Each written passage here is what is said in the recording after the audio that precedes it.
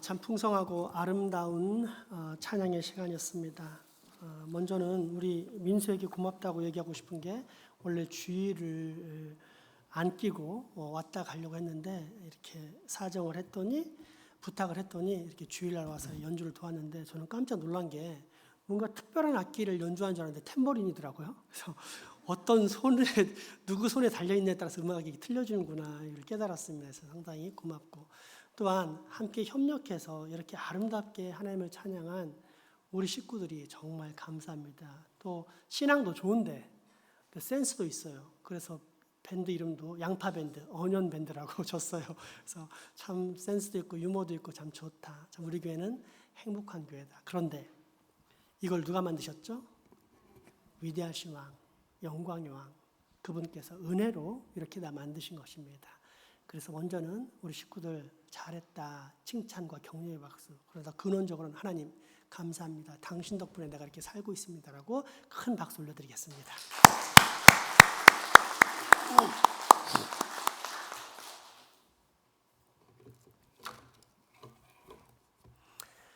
아마도 지명이가 태어난 지 한 7, 8개월쯤 되었을 것입니다.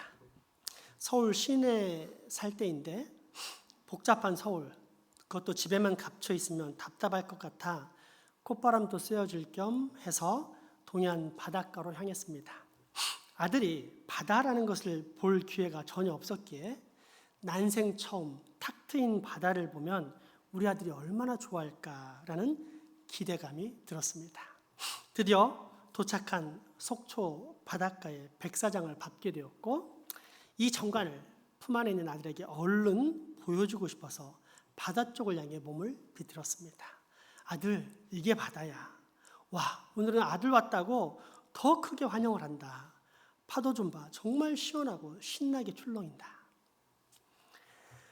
그 순간 너무도 편안했던 아들의 얼굴이 하얗게 질리는가 싶더니 갑자기 소리를 지르며 울어대고 온 힘을 다해 발버둥을 치면서 아빠 품으로 파고드는 것이었습니다. 이처럼 격렬한 모습은 처음이었기에 저 역시 당황하며 도망치듯 얼른 백사장을 빠져 나와야만 했습니다. 헐레벌떡 주차장에 도착했는데 그제서야 안심이 되었는지 아들도 안정을 되찾고 울음을 그치는 것이었습니다. 우리 눈에는 멋있어 보이지만 아기의 눈에는 생전 처음 보는 넓은 바다, 높은 파도가 무서워 보였구나. 그런데 신기하지 않습니까? 처음 본 장면, 그 넓고 광대한 바다에 신나고 즐거워하는 대신에 하필 왜 그처럼 무섭고 두려운 감정을 느꼈을까요? 저 파도는 배도 집어삼키는 무시무시한 파도야. 저 바다에서 갑자기 쓰나미가 몰려오면 거대한 파도로 인해 우린 다 집어삼켜질 거야. 이런 생각이 들었을까요? 불가능합니다. 바다의 무서움에 대한 교육을 받아본 적이 없을 뿐더러 심지어 바다가 어떻게 생겼는지 대해서도 아직 한 번도 보여준 적이 없었기 때문입니다. 그러면 왜 그랬을까요? 혹 인간의 내면에는 이미 죽음과 심판에 대한 선 지식이 담겨 있기 때문이 아닐까요? 더 재미있는 것은 잘 교육을 받은 후에도 인간은 여전히 이런 두려움에 휩싸인다는 사실입니다. 여러분, 귀신이 있습니까? 없습니까? 있습니까? 없습니까? 없습니다.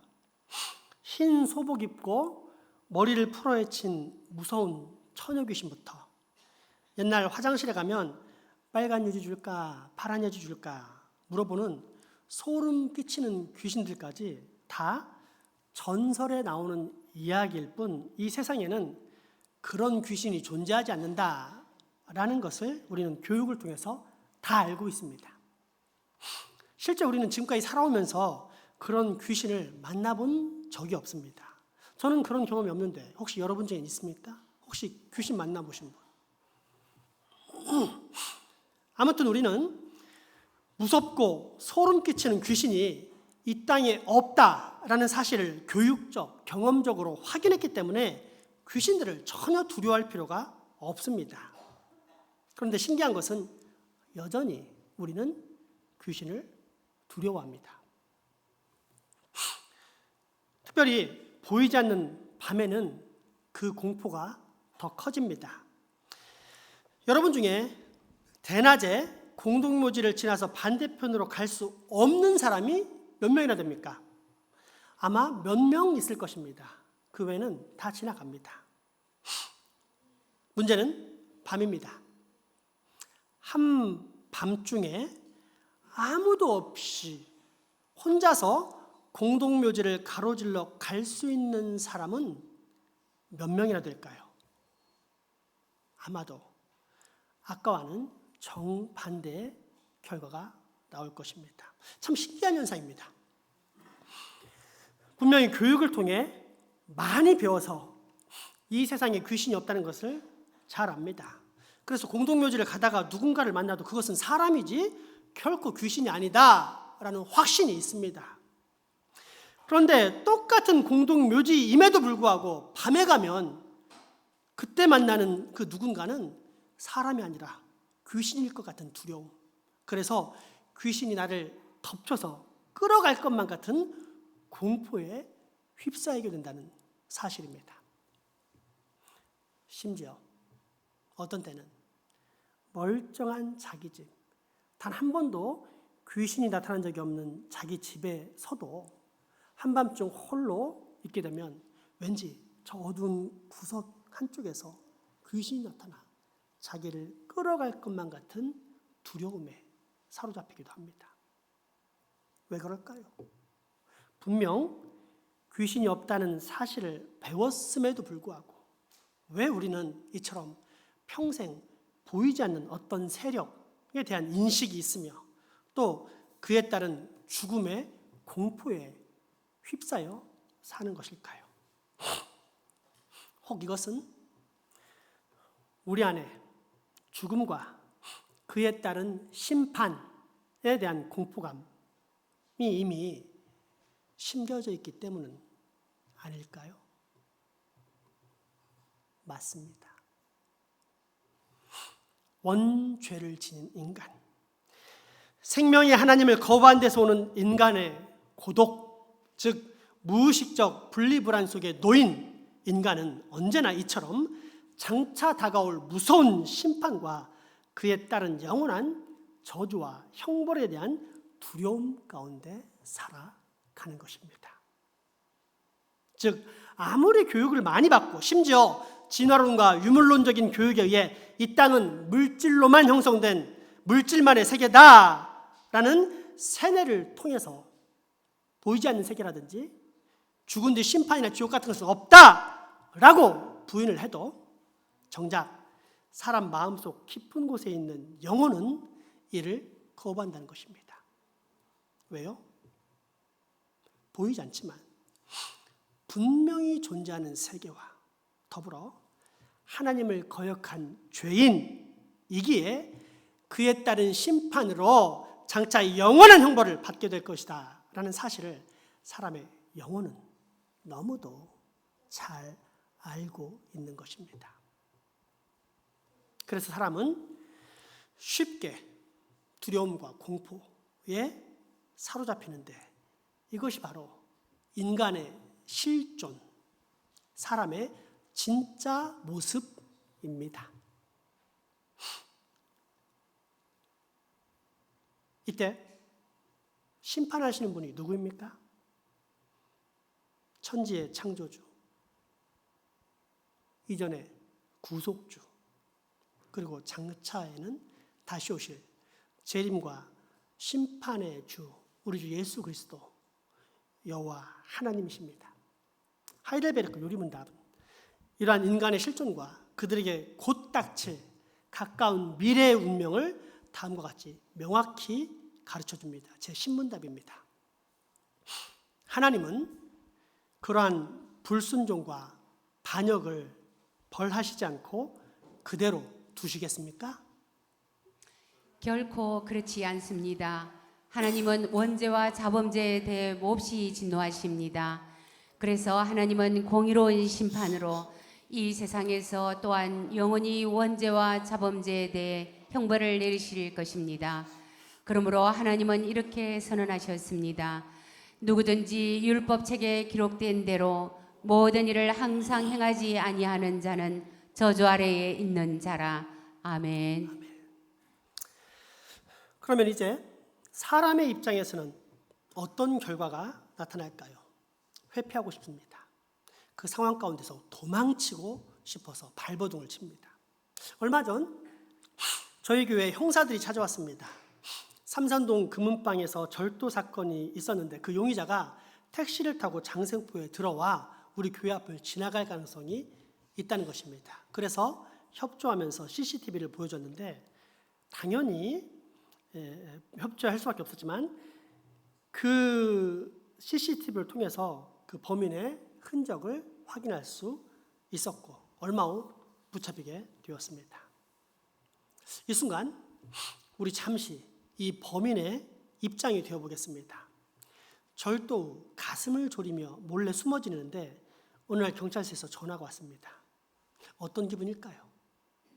할 수만 있으면 돌이키고 싶고 회피하고 싶고 또 이 상황 가운데서 어떻게든지 도망치고 싶을 것입니다. 그런데 얼마 후에는 아예 경찰이 집에 찾아왔고 범죄 사실 확인 후 이제 막 수갑을 채우려고 합니다. 이때 내 마음에 어떤 생각이 들까요? 저 경찰이 인정 많은 경찰이면 좋겠다. 그래서 내 사정을 봐주면서 그냥 모른 척 놓아주면 좋겠다. 나를 잡아가지 않았으면 좋겠다. 착한 경찰이면 정말 좋겠다. 이런 간절한 마음들이 생기지 않을까요? 그런데 그 경찰이 알고 보니 우리 학교 선배입니다. 그래서 정말로 인정에 매여 범인인 나를 놓아준다라고 가정해 봅시다. 그러면 착한 경찰입니까? 물론 내 자신에게는 착한 경찰이 될 수 있겠지만 사회 질서를 지키고 정의를 수호하라는 사명을 받았다는 관점에서 볼 때 그 경찰은 직무유기자, 곧 자기 자신의 책임을 져버리는 악한 사람이 될 뿐입니다. 그럼에도 불구하고 범인인 나는 아무 상관이 없습니다. 나에게는 오직 내 죄를 눈감아주고 모른 척 해줄 수 있는 착한 경찰만이 필요하기 때문입니다. 공의로우신 하나님을 대하는 죄악된 인간의 마음이 이와 똑같습니다. 회피하려고 합니다. 어떻게든지 도망치려고 발버둥 칩니다. 그러면서 하나님을 비방합니다. 사랑의 하나님이 왜 처벌하려고 하시는데? 하지만 분명한 것은 공의로우신 하나님께는 아무 책임이 없다는 사실입니다. 창조주 하나님께로부터 이 세상 모든 것을 은혜로 다 얻고 누릴 수 있는 복을 받았지만 감사하기는커녕 여전히 하나님을 거역함으로 죄의 문제를 해결하지 못한 인간은 죄인입니다. 심지어 그 죄의 문제를 해결하고 사랑의 하나님께로 돌아오라는 회개의 메시지를 날마다 주일마다 받았음에도 불구하고 여전히 그 말씀대로 따라오고 순종하기를 싫어하며 자기 마음대로 살기를 고집하는 인간은 분명한 죄인. 그것도 영원한 하나님의 사랑을 고의적으로 적극적으로 거역한 철천지 원수의 대역 죄인입니다. 성경은 그 사실을 다음과 같이 가르쳐 주는데 로마서 18장에서 23절입니다. 다 함께 봉독할 특별히 21절은 더욱 크게 읽어보시기 바랍니다. 하나님의 진노가 불의로 진리를 막는 사람들의 모든 경건하지 않음과 불의에 대하여 하늘로부터 나타나나니 이는 하나님을 알만한 것이 그들 속에 보임이라. 하나님께서 이를 그들에게 보이셨느니라. 창세로부터 그의 보이지 아니하는 것들 곧 그의 영원하신 능력과 신성이 그가 만드신 만물에 분명히 보여 알려졌나니 그러므로 그들이 핑계하지 못할지니라. 하나님을 알되 하나님을 영화롭게도 아니하며 감사하지도 아니하고 오히려 그 생각이 허망하여지며 미련한 마음이 어두워졌나니 스스로 지혜 있다 하나 어리석게 되어 썩어지지 아니하는 하나님의 영광을 썩어질 사람의 새와 짐승과 기어다니는 동물 모양의 우상으로 바뀌었느니라. 아멘. 아멘. 회개하지 못한 인간, 곧 하나님께로 돌아오지 못하는 사람 또는 복음을 알고도 하나님을 제대로 찾지 않는 사람은 결국 우상 숭배자라는 뜻입니다. 그러면 우상 숭배자들에 대해서 하나님은 어떤 심판을 내리십니까? 저주와 멸망, 영원한 형벌밖에 없습니다. 누가복음 16장 22절에서 24절 말씀입니다. 이에 그 거지가 죽어 천사들에게 받들려 아브라함의 품에 들어가고 부자도 죽어 장사되매 그가 음부에서 고통 중에 눈을 들어 멀리 아브라함과 그의 품에 있는 나사로를 보고 불러 이르되 아버지 아브라함이여 나를 긍휼히 여기사 나사로를 보내어 그 손가락 끝에 물을 찍어 내 혀를 서늘하게 하소서. 내가 이 불꽃 가운데서 괴로워하나이다. 아멘. 거지 나사로는 극심한 고난 가운데서도 하나님을 믿었습니다. 하지만 부자는 넉넉한 상황 가운데서도 하나님을 믿지 않았습니다. 하나님을 몰라서요? 아닙니다. 당시 배경은 하나님을 국가 신으로 섬기고 있는 이스라엘 땅입니다. 따라서 하나님을 모를 수가 없습니다. 하지만 믿지는 않았습니다. 아니, 더 정확히 말하자면 하나님이 필요하지가 않았습니다. 다 가지고 있고 다 내 마음대로 할 수 있는데 뭐가 아쉽다고 하나님을 찾겠습니까?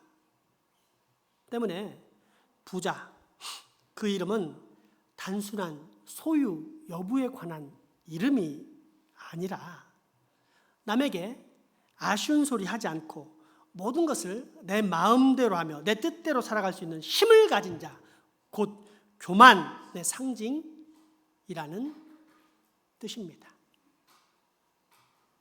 그런데 이런 부자의 또 다른 이름, 곧 부자의 마음에 대해서 성경은 무엇이라고 합니까? 우상 숭배라고 칭합니다. 즉 자신은 그냥 열심히 일해서 자기가 일한 보상을 받고 그것을 마음껏 쓰면서 남에게 피해 안 끼치고 또 남에게 불필요한 도움 받을 필요도 없이 스스로 잘 살아간다라고 생각을 하지만 사실은 이것이 바로 하나님마저도 필요 없다라고 느끼게 만드는 우상 숭배의 시작 단계. 그리고 이러한 삶을 지속적으로 살아가는 사람은 결국 자신의 지혜와 소유라는 우상에 의지해서 사는 우상 숭배자다라고 성경이 가르쳐주고 있다는 사실입니다. 그리고 이 우상 숭배자들의 끝은 결코 애매하지 않습니다. 영벌입니다. 영원한 지옥에 들어가 끊임없는 고통 가운데 영원한 형벌을 받게 되는 것입니다. 다시 한번 23절과 4절 말씀 읽어봅시다. 그가 음부에서 고통 중에 눈을 들어 멀리 아브라함과 그의 품에 있는 나사로를 보고 불러 이르되 아버지 아브라함이여 나를 긍휼히 여기사 나사로를 보내어 그 손가락 끝에 물을 찍어 내 혀를 서늘하게 하소서. 내가 이 불꽃 가운데서 괴로워하나이다. 아멘. 이러한 영원한 형벌이 현재의 우상 숭배자들, 아니 바로 우리 인생들, 나 그리고 여러분들을 기다리고 있는 것입니다. 그러면 이때 온전한 신앙에 거하는 사람들이라면 어떻게 행동합니까? 날마다 회개하면서 내 안에 정한 영을 창조하시고 정직한 영을 새롭게 하소서 라고 하나님께 간구합니다. 주야로 말씀을 묵상하면서 경건의 삶을 실천하며 살아갑니다. 하지만 불신자들 또는 믿는다 하지만 진심으로 믿지 않는 자, 즉 실제적인 우상 숭배자들은 어떻게 합니까? 결코 자기 죄를 인정하지 않습니다. 대신 자신의 상황을 합리화시킵니다. 뿐만 아니라 성경을 고치려 하며 성경에 나타난 하나님마저도 자신에게 유리하게 만들려고 수정합니다. 아까의 범인이 된 우리에게 찾아온 경찰에 대해 착한 경찰이기를 바라듯이 하나님 역시도 내게 착한 하나님이기를 소망합니다. 아니, 반드시 그래야만 한다고 주장합니다. 그래서 하나님은 자비로우신 분이니 나를 벌하는 것은 옳지 않지 않습니까? 라고 항변합니다. 그렇게 처벌하는 것은 사랑이 없는 너무 잔인한 짓이라고 비방합니다. 나를 하나님께 맞추기보다 하나님을 내게 맞추려 하는 것입니다. 그렇게 나온 질문이, 그리고 이에 대한 명확한 성경의 답변이 하이델베르크 제11문답입니다. 그러나 하나님은 또한 자비로운 분이 아니십니까? 아닙니다. 하나님은 분명히 자비로우신 분입니다. 그러나 또한 공의로우신 분입니다. 죄는 하나님의 지극히 높은 위엄을 거스르는 것입니다. 그러므로 하나님의 공의는 그 죄에 대해 최고의 형벌, 곧 몸과 영혼의 영원한 형벌을 내릴 것입니다. 아멘. 이것이 명확한 성경의 진리입니다. 이제 이러한 진리의 말씀을 훨씬 더 잘 이해할 수 있도록 뿐만 아니라 우리의 영혼에 새겨질 수 있도록 다시 한번 연이어서 10문답, 11문답을 살펴보도록 하겠습니다. 하나님은 그러한 불순종과 반역을 벌하시지 않고 그대로 두시겠습니까? 결코 그렇지 않습니다. 하나님은 원죄와 자범죄에 대해 몹시 진노하십니다. 그래서 하나님은 공의로운 심판으로 이 세상에서 또한 영원히 원죄와 자범죄에 대해 형벌을 내리실 것입니다. 그러므로 하나님은 이렇게 선언하셨습니다. 누구든지 율법책에 기록된 대로 모든 일을 항상 행하지 아니하는 자는 저주 아래에 있는 자라. 아멘. 그러나 하나님은 또한 자비로운 분이 아니십니까? 그런데 사랑의 하나님께서 왜 나를 벌하시려고 하십니까? 아닙니다. 하나님은 분명히 자비로우신 분입니다. 그러나 또한 공의로우신 분입니다. 죄는 하나님의 지극히 높은 위엄을 거스르는 것입니다. 그러므로 하나님의 공의는 그 죄에 대해 최고의 형벌, 곧 몸과 영혼의 영원한 형벌을 내릴 것입니다. 아멘. 당장 죽을 수밖에 없는 죄악의 인간, 철천지 원수 같은 역겨운 존재인데도 불구하고 바로 처벌하지 않으시고 오히려 회개의 기회를 주셨다는 것이 하나님께서 자비하시다라는 첫 번째 증거라면, 전혀 가치 없는 인생들에게 구원의 약속을 베푸셨다는 것이 두 번째 증거예요. 그 약속을 성취하시기 위해 독생자 예수 그리스도를 저 십자가에 죽게 하심으로 우리에게 영원한 산 길을 내셨다는 것이 세 번째이자 마지막 증거, 곧 최고의 자비입니다. 우리는 바로 이 십자가의 공로와 생명의 길을 따라 영생을 얻게 된 것입니다. 다가올 영원한 저주의 형벌을 피하고 구원을 받기 위해서 우리 인생이 한 일은 아무것도 없습니다. 오직 하나님의 그 무한하신 사랑과 긍휼, 곧 은혜로 말미암아 구원을 받게 된 것입니다. 그러니 어찌 우리가 하나님은 자비로운 분이 아니다 라고 말할 수가 있겠습니까? 그러나 하나님은 또한 공의로우십니다. 이 공의란 인간의 편에서의 공의, 즉 범죄자의 편에서 자신의 죄를 눈감아주고 방치하는 불의한 경찰 같은 편협한 공의가 아닌 확실한 정의입니다. 분명한 질서와 균형, 무엇보다도 변치 않는 하나님의 약속에 근거한 완전한 공의입니다. 다시 말해 우리 하나님께서는 인간의 죄에 대해 그 몸과 영혼에 영원한 형벌을 내리시는 것은 우리 하나님이 너무나도 공의로운 분이시기 때문입니다. 어느 깊은 밤 교회 앞 골목길을 따라 걸어가는데 어둡고 한적한 공터에 찢겨진 옷을 부여잡은 채 한 여학생이 발악을 하면서 도망가려는 장면을 목격합니다. 여학생 주위로는 고등학생쯤으로 보이는 남학생 3명이 둘러싸고 있었습니다. 상황을 보아한즉 완력으로 그 여학생을 겁탈하려는 아주 위급한 순간이었습니다. 이때 저에게는 2가지 선택이 있습니다. 하나는 몸이 다치는 희생 혹은 목숨을 잃는 희생을 하더라도 그 죄악을 저지하는 것이요.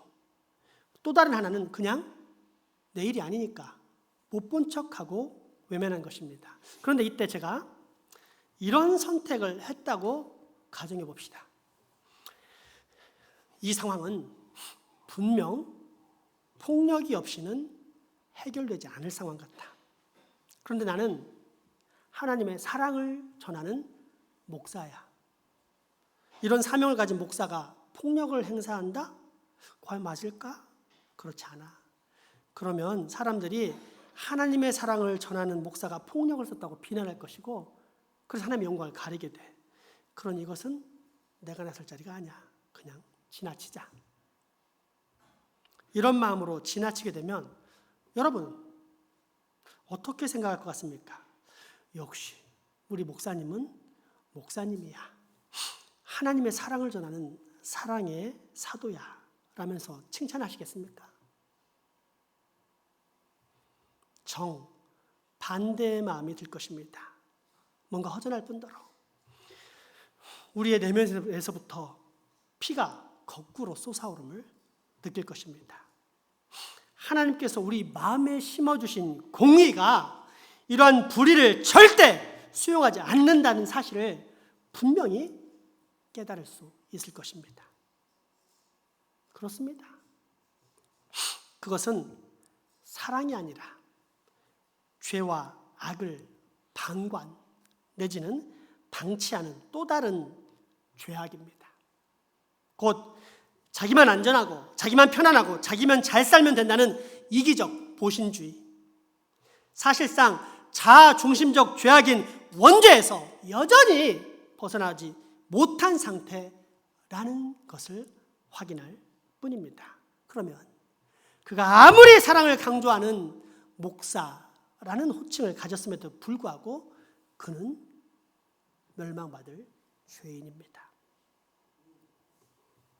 그리고 이처럼 완전한 공의가 기반되지 않는 사랑이란 결국 기만이지 결코 참사랑 혹은 참된 자비가 될 수 없습니다. 다른 쉬운 예를 들어봅시다. 어떤 무장강도가 은행을 털게 되었는데 다행히 현장에 사법경찰이 있어서 도망치다 금방 붙잡혀 재판에 넘겨졌습니다. 하지만 그 강도는 아무 짓도 안 했어요. 해칠 시간도 없었고 해치지도 않았고 돈도 다 돌려주었어요. 그건 아무 죄 없어요 라고 항변합니다.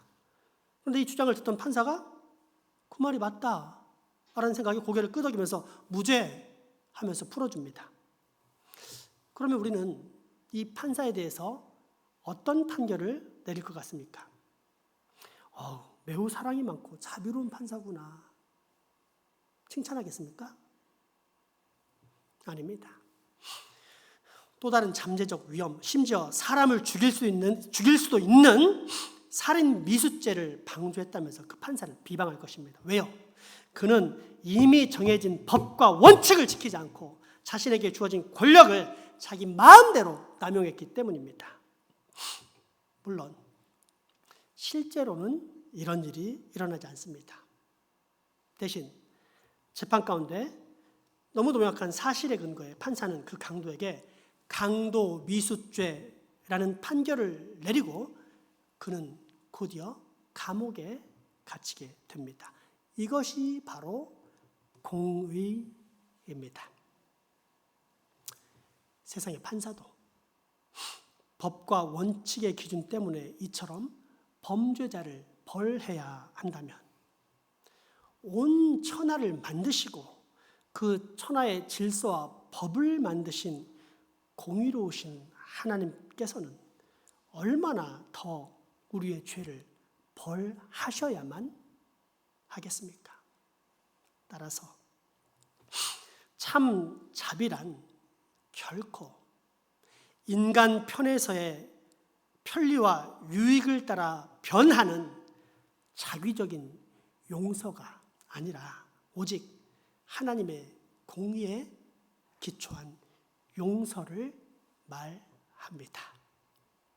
그러므로 하나님의 공의란 사실상 창조의 세계, 우리가 살고 있는 이 세상 온 천하의 질서를 유지하고 지탱하는 최고의 법과 원칙이라고 해도 전혀 무방합니다. 그래서 이 완전한 공의를 충족하지 못한 인생들, 죄인들은 장차 몸과 영혼이 영원한 처벌을 받는 무서운 심판의 지옥에 들어갈 수밖에 없는 것입니다. 그럼에도 불구하고 여전히 우리 중에는 마음속으로 하이델베르크 11문답의 질문처럼 하나님이 자비로우시다고 했는데 그렇게 잔인하게 처벌하실까? 과연 사랑의 하나님이 그렇게 하는 것이 맞을까? 옳을까? 사랑의 하나님이 그렇게 하는 거 어긋나지 않습니까? 라고 고집하는 사람들이 있다는 것입니다. 그러면 이제 우리는 지금까지의 설교 내용을 통해 이 질문에 담긴 실제적인 내용과 현실이 무엇인지를 금방 깨닫게 됩니다. 무엇일까요? 그것은 이러한 질문자 자신이 사실은 그 끔찍하고 영원한 저주의 형벌을 당할 대상이라는 것을 스스로 잘 알고 있다는 뜻입니다. 그럼에도 불구하고 자신이 잡고 있는 정욕의 삶을 놓을 수가 없어서 여전히 돈, 쾌락, 인기, 헛된 유익과 만족, 오직 나, 내 가족 등만을 붙잡고 거기에 의존하며 살고 있는 우상숭배자라는 사실입니다. 그렇기 때문에 그는 회개함으로 하나님께로 돌아가려 하기보다 그처럼 자신의 형편에 맞춰 하나님을 조정하려는 노력을 끊임없이 하는 것입니다. 그러나 여러분, 하나님의 공의는 절대 변하지 않습니다. 하나님은 절대 변함이 없으실 뿐 아니라 회전하는 그림자도 없으시고 어제나 오늘이나 영원토록 동일하신 여호와 하나님이시기 때문입니다. 따라서 변해야 한다면, 아니 반드시 변해야만 하는데 변해야 할 존재는 인간, 바로 나입니다. 하나님의 공의와 자비의 법칙을 변개하거나 강요하거나 합리화하려는 대신 우리가 먼저 반드시 변해야만 합니다. 회개해야 합니다. 참여하고 살아계신 하나님께로 돌아가야 합니다. 그것도 당장의 말입니다.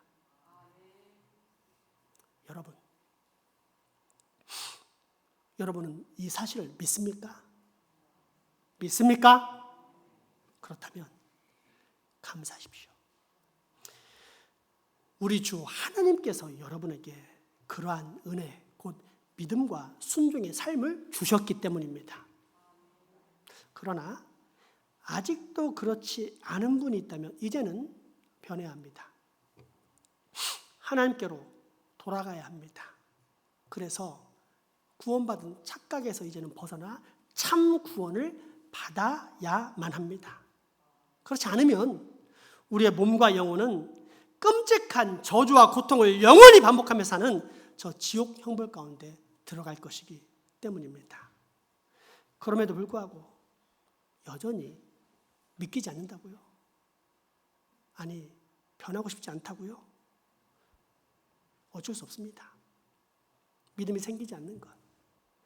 혹은 가룟 유다처럼 하나님의 아들 예수 그리스도를 알았음에도 불구하고 자신의 유익을 따라 거역하고 배반하는 것에 대해서는 예수님도 어쩔 수 없었기 때문입니다.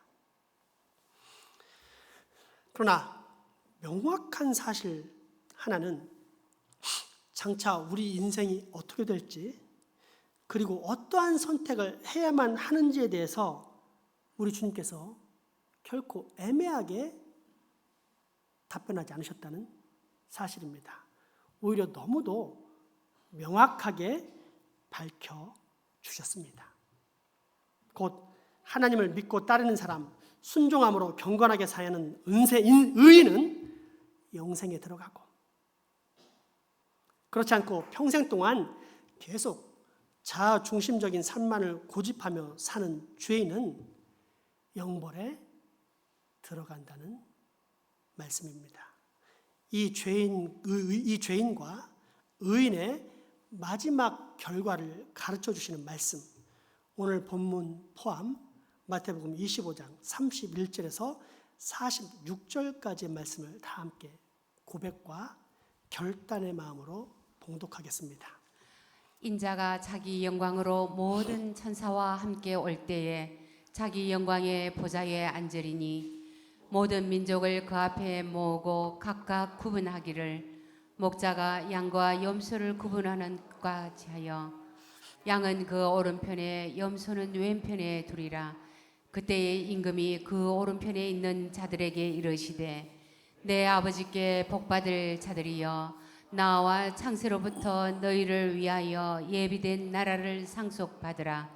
내가 줄일 때에 너희가 먹을 것을 주었고 목마를 때에 마시게 하였고 나그네 되었을 때에 영접하였고 헐벗었을 때에 옷을 입혔고 병들었을 때에 돌보았고 옥에 갇혔을 때에 와서 보았느니라. 이에 의인들이 대답하여 이르되 주여 우리가 어느 때에 주께서 줄이신 것을 보고 음식을 대접하였으며 목마르신 것을 보고 마시게 하였나이까. 어느 때에 나그네 되신 것을 보고 영접하였으며 헐벗으신 것을 보고 옷 입혔나이까. 어느 때에 병드신 것이나 옥에 갇히신 것을 보고 가서 배웠나이까 하리니 임금이 대답하여 이르시되 내가 진실로 너희에게 이르노니 너희가 여기 내 형제 중에 지극히 작은 자 하나에게 한 것이 곧 내게 한 것이니라 하시고 또 왼편에 있는 자들에게 이르시되 저주를 받은 자들아 나를 떠나 마귀와 사자들을 위하여 예비된 영원한 불에 들어가라. 내가 줄일 때에 너희가 먹을 것을 주지 아니하였고 목마를 때에 마시게 하지 아니하였고 나그네 되었을 때에 영접하지 아니하였고 헐벗었을 때에 옷 입히지 아니하였고 병들었을 때와 옥에 갇혔을 때에 돌보지 아니하였느니라 하시니 그들도 대답하여 이르되 주여 우리가 어느 때에 주께서 줄이신 것이나 목마르신 것이나 나그네 되신 것이나 헐벗으신 것이나 병드신 것이나 옥에 갇히신 것을 보고 공양하지 아니하더이까. 이에 임금이 대답하여 이르되 내가 진실로 너희에게 이르노니 이 지극히 작은 자 하나에게 하지 아니한 것이 곧 내게 하지 아니한 것이니라 하시니라. 그들은 영벌에 의인들은 영생에 들어가리라 하시니라. 아멘. 이 시간 우리 고백과 회개와 결단의 기도를 다 같이 드리도록 하겠습니다. 여러분, 하나님을 제대로 믿지 않았다면 오늘이 기회입니다.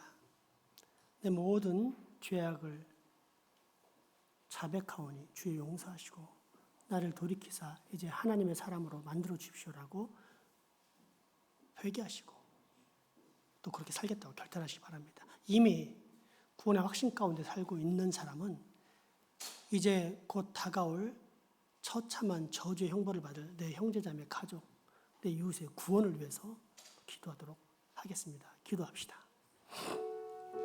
하나님, 우리 장생포 교회에 죄의 문제를 해결하지 못하고 죽는 어리석은 죄인 없도록 지켜주십시오.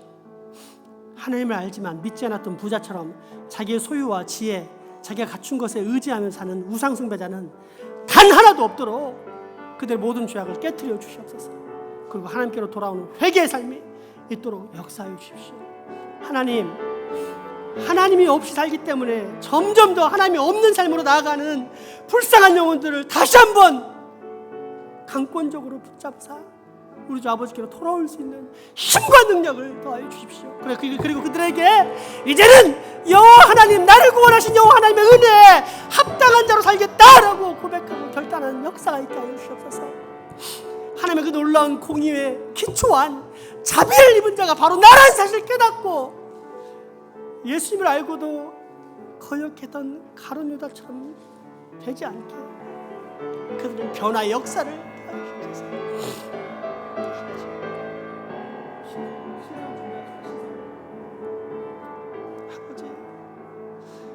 아버지 도와주십시오. 아버지, 우리의 초점이 절대 아버지 내가 가진 것, 내가 현재 소유하고 있는 것, 내 힘과 능력, 나의 지혜 잊지 않게 해주셔서 내 소유는 오직 여호와 하나님이시오.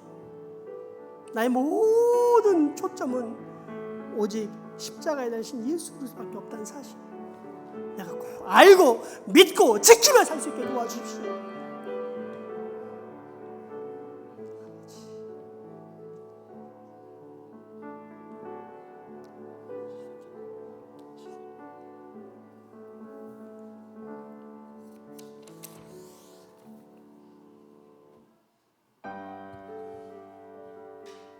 여러분, 이 마음의 고백을 담아서 우리의 초점을 하나님께 모으겠다고 고백하는 시간 갖도록 하겠습니다. 내게로부터 눈을 들어 주를 보기 시작할 때 주의 일을 보겠네. 내 작은 마음 돌이키사 하늘의 꿈꾸게 하네. 주님을 볼 때 모든 시선을 주님께 드리고 전에 계신 하나님을 느낄 때 내 삶은 주의 역사가 되고 하나님이 일하기 시작. 성령이 나를 변화시켜, 성령이 나를 변화시켜 모든 두려움 사라질 때 주의 일을 보겠네. 황폐한 땅 가운데서 주님만 알게 되리. 주님을 볼 때 모든 시선을 주님께 드리고 전능하신 하나님을 느낄 때 세상은 주의 나라가 되고 하나님이, 다시 한번 고백할까요? 모든 시선을 주님께 드리고 전능하신 하나님을 느낄 때 시선을 주님께 드리고 전능하신 하나님을 느낄 때 세상은 주의 나라가 되고 하나님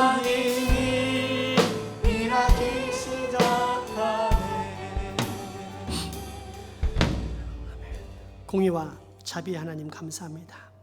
우리로 완전하신 공의의 기초에 그 놀라운 자비의 십자가를 베풀어 주심에 큰 감사와 영광, 경배와 찬양을 올려드립니다.